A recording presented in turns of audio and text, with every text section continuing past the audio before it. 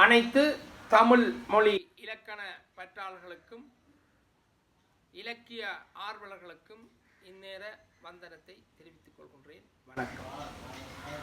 புயலோசை வலையொலியின் ஊடாக பல்வேறு தமிழ் இலக்கண பதிவுகளை பதிவிட்டு வருகின்றோம்.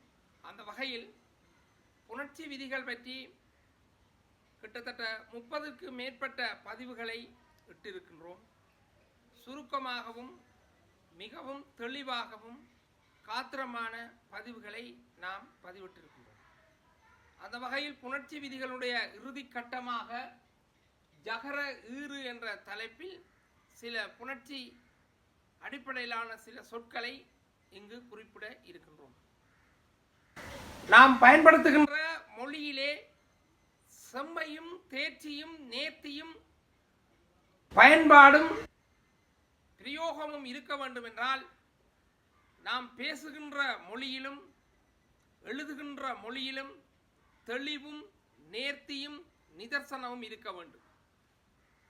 ஆனால் இன்றைய உலகத்திலே தாய்மொழியிலே தேர்ச்சியும் நேர்த்தியும் இல்லாதவர்கள் எந்த ஒரு துறையிலும் சாதித்ததாக வரலாறு இல்லை.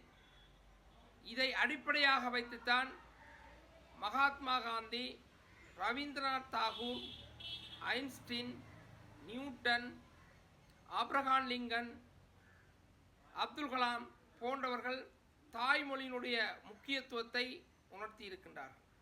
அந்த வகையிலே தமிழ் மொழியிலே நாங்கள் புணர்ச்சிகளில் இடுகின்ற தவறுகளையும் நாம் எழுதுகின்ற போதும் வாசிக்கின்ற போதும் கதைக்கின்ற போதும் பேசுகின்ற போதும் கையாள்கின்ற சொற்பிரயோகங்களை நேர்த்தியாகவும் செவ்வனையாகவும் பயன்படுத்துவதற்காகவே இந்த புயலோசை வலையொலியினூடாக இந்த பதிவுகளை தொடர்ச்சியாக இட்டு வருகின்றேன்.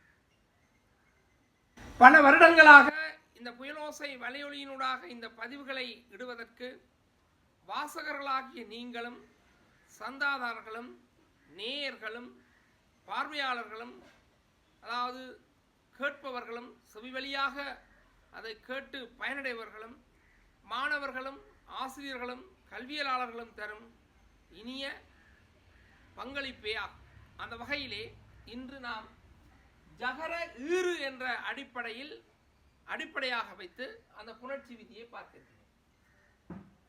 முதல் சொல்லின் இறுதி எழுத்து ஈ வந்தால், அதாவது முதலாவது சொல் உங்களுக்கு தெரியும், ஒரு புணர்ச்சி விதியிலே நிலைமொழி ஒன்றொன்று இருக்கும், வருமொழி ஒன்றொன்று இருக்கும்.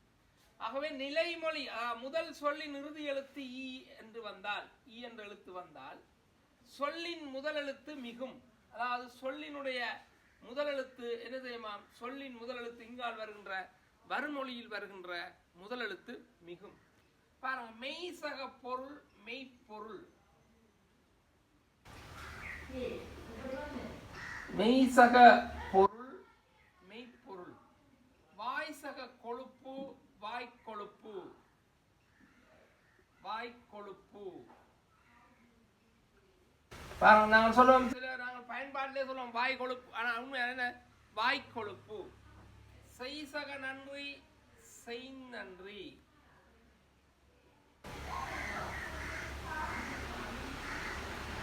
மெய்சக முகில் மெய்முகில்,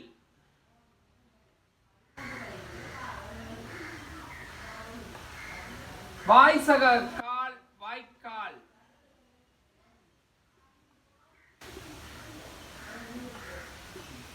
காய்சக சல் காய்ச்சல் காய் இச்சல். இவ்வாறுதான் இந்த மூன்று, அதாவது இதில் நாங்கள் பார்த்துருக்கலாம், இந்த மூன்று மெய்கள் இருக்கும். இந்த இப்புக்குள்ள ஒரு போக்குள்ள இப்சகோ போ என்று இருக்கும், அதை பார்த்துக்கொள்ளலாம். ஆனால் இந்த மெய்யெழுத்துக்கள் வாங்க இப் இயிக் இயின்த் இம் இயிக் ஈச் என்ற அடிப்படையில் வரும். ஆகவே ஜகரகிரு சொல்லின் இப்போ இதைத்தான் நாங்கள் பிழையாக எழுதுகிறோம். பாருங்கள், சில வரையில் வாழ்க்கை என்பதை நாங்கள் வா இல் கை என்று எழுதிக்கொள்வோம். ஆனால் இதை நாங்கள் இன்னும் எழுதுகிறோம். உண்மையாக இது சேரேக்க வால் சக கை, வால் சக கை வாழ்க்கை.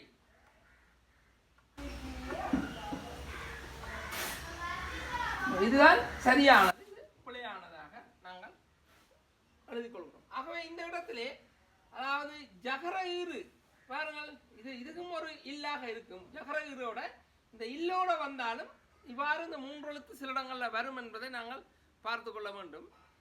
அதை விட இப்போ இல்லி இன்னொரு சிறப்பு விதி இருக்கின்றது, இதுக்கும் இருக்கிறது. அதை விட இ இர் இல் இந்த இதுக்கு பக்கத்தில் கட்டாயம் இது தனியாக வராது. இப்போ பாருங்க, யாழ்ப்பாணம், யாழ் சில பேர் எழுதுகிறார்கள் என்னென்ன யாழ் யாழ்ப்பாணம் என்று எழுதுவார்கள். யாழ் இப்பன்னா போடப்பட்டிருக்காது. ஆகவே இங்கே இப்பன்னா வரும். பார்த்தேன், பா இர் தேன் என்று எழுதுவார்கள். ஆகவே இது பிழை. என்னென்ன வரும்? பா இர் தே.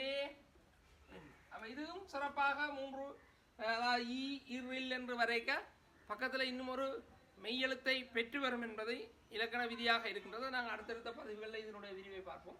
இப்பொழுது நீங்கள் ஜகர ஈறு, அதாவது முதல் சொல்லினுடைய இறுதி எழுத்து ஈ எழுத்தாக வரும் சொல்லின் முதல் எழுத்து மிகும். மெய்சக பொருள் மெய்ப்பொருள், வாய்சக கொழுப்பு வாய்க்கொழுப்பு, செய்சக நன்றி செய் நன்றி, மெய்சக முகில் மெய்முகில், வாய்சக கால் வாய்க்கால், காய்சக செல் காய்ச்சல் என்று வரும். அதே மாதிரி இந்த ஈர் என்றது அடிப்படையாக வைத்திருக்கு. இதுதான் இந்த புணர்ச்சி விதியினுடைய இறுதி பகுதி. மீண்டும் அடுத்த ஒரு புணர்ச்சி விதியினுடைய இறுதி பகுதியின் தொடர்ச்சியாகவும் சந்திப்போம். அன்புடன் புயல் நேசன். நன்றி.